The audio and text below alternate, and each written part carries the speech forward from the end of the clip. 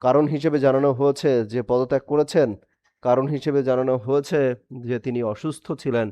এই অসুস্থতার কারণেই কিন্তু তিনি পদত্যাগ করেছেন। বলেছেন, "আমি গুরুতর অসুস্থ, হৃদরোগ, উচ্চ রক্তচাপ, ডায়াবেটিস ও কিডনি জটিলতায় তিনি ভুগছেন। তার হৃদযন্ত্রের যে বাইপাস সার্জারি সেটি কিন্তু হয়েছে।"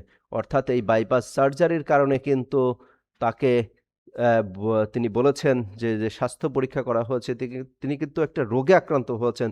তার মধ্যে একটা নতুন রোগ শনাক্ত হয়েছে। কী রোগে তিনি আক্রান্ত হয়েছেন সেটি তিনি ক্লিয়ার করেছেন। বলেছেন, "ইদানিং স্বাস্থ্য পরীক্ষায় অটোনমিক নিউরোপ্যাথি নামক একটি রোগ, সেই রোগ তার শনাক্ত হয়েছে। এই রোগের কারণে তিনি মাঝেই ক্ষণিক অচেতন হয়ে পড়েন। অর্থাৎ তিনি সেন্সলেস হয়ে পড়েন।